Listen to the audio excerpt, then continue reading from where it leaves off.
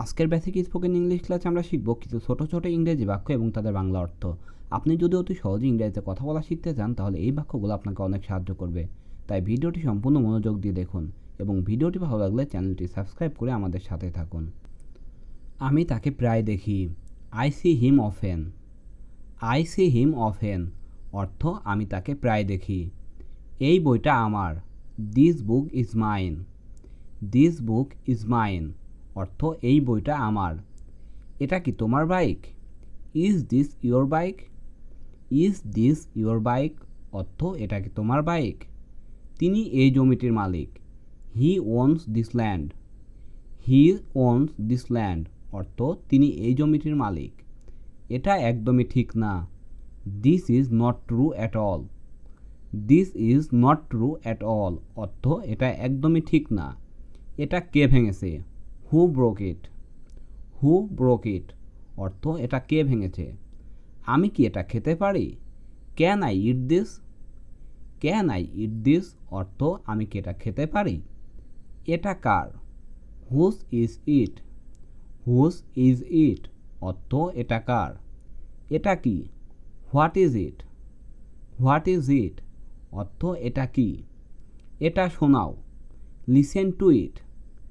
Listen to it অর্থ এটা শোনাও। দোকানটা বিপরীত দিকে। The shop is opposite. The shop is opposite অর্থ দোকানটা বিপরীত দিকে। এটা প্রয়োজন ছিল। ইট ওয়াজ নিডেড। ইট ওয়াজ নিডেড অর্থ এটা প্রয়োজন ছিল। আমি এটা শেষ করব। I will finish it. I will finish it অর্থ আমি এটা শেষ করব। দুটোই সমান। Both are equal. Both are equal অর্থ দুটোই সমান। পরে দেখা হবে। See you later. See you later অর্থ পরে দেখা হবে। বাম দিকে ধরো। Take left. টেক লেফট অর্থ বাম দিকে ধরো। পেছনে দেখো। Look behind. লুক বিহাইন্ড অর্থ পেছনে দেখো। যোগাযোগ রেখো। Keep in touch. Keep in touch অর্থ যোগাযোগ রেখো। তুমি কি সত্যি বলছো? Are you telling the truth? Are you telling the truth অর্থ তুমি কি সত্যি বলছো। দ্রুত দৌড়াও। Run fast. রান ফাস্ট অর্থ দ্রুত দৌড়াও।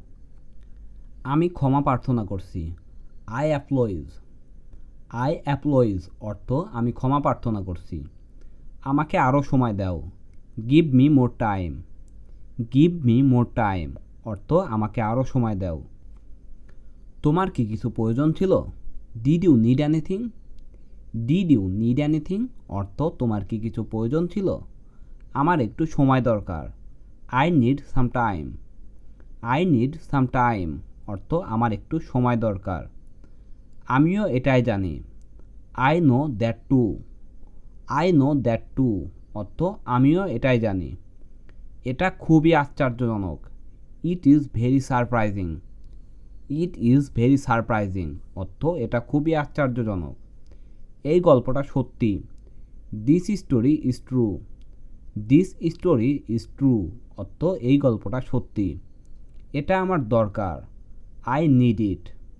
আই নিড ইট অর্থ এটা আমার দরকার। এটা বিক্রির জন্য নয়। It is not for sale. It is not for sale অর্থ এটা বিক্রির জন্য নয়।